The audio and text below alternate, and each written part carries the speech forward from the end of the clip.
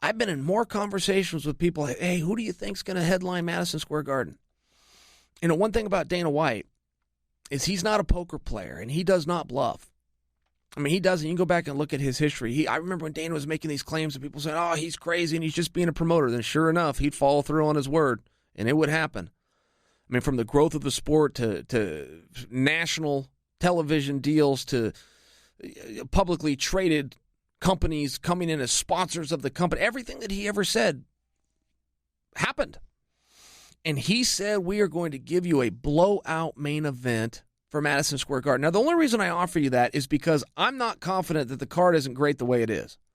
I'm not confident that if push comes to shove, you elevate Diaz and Poirier to a 5-round fight, make them the main event, and everybody goes home happy. I'm not confident of that. I think that works. I just think Dana is going to do, I think he's going to do something great and special. And when you come out and you start to speculate what that is, we did all commonly believe that that would be revealed in New York last week at the press conference between Conor and Khabib. We believed that because they were in New York, because MSG, for those of you that are geographically impaired, happens to be in New York, and it was a press conference where you would announce major press. So we had that conclusion. But when Dana didn't do it, we all looked at that and go, well, yeah, of course he didn't do it. Why would he do it today?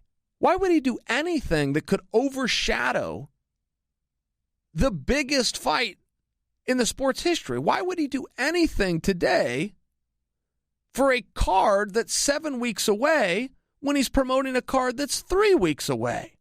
Once again, Dana gets it right. Dana did it exactly right. All of our predictions were wrong, but we should have been wrong. He should have announced it that day. It didn't matter if they were in New York. He had other business that day. Once again, Dana got it right. I'm not sure, and tickets go on sale tomorrow for the MSG card. So could we find out very quickly? Could we find out? Now, I might be wrong. I think tickets might go on sale today. I'd have to look that up. But the point is they're running out of time if they want to announce their main event in conjunction with an on-sale date.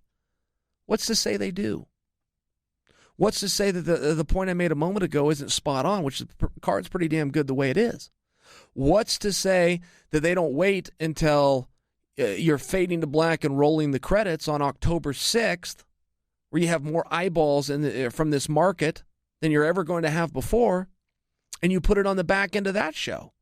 If you guys will remember, that's how they rolled out the Brock Lesnar fight, Brock Lesnar's return at UFC 200. There was a pay-per-view going on. They had some B-roll put together, and out of nowhere, boom, he's back, and Brock Lesnar's face pops up. It was a cool, dramatic way to do it.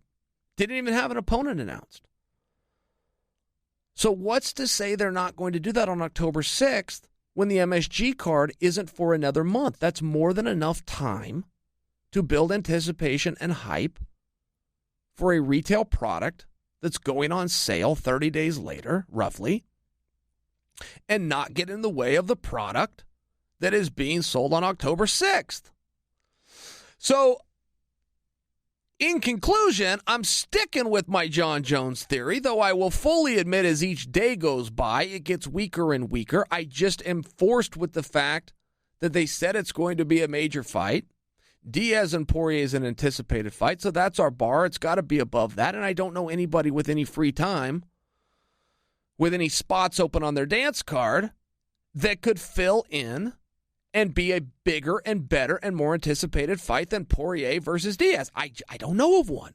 I couldn't offer you a guess. I've heard guesses that I find ridiculous. I heard George St. Pierre. That's ridiculous to me. I wouldn't even come to you guys with that. George doesn't work that way, and he doesn't fill in short notice. Daniel Cormier sitting out one pay-per-view. Now he's being speculated. Hey, why is he sitting at home? What's he getting ready for? What's he training for? As much as I want to laugh at that, I don't have anything better to offer you. Maybe the guy that made the call to me and offered me that, maybe he's on to something. Maybe a little RP's on to something. I don't know. But it sure has, from a marketing standpoint, been fun to not know. It's been fun to speculate. It's been fun to guess. I think we've all got a kick out of it. I don't think you can run a business that way. I don't know if we're going to be in this same spot again time after time. This is the new promotion.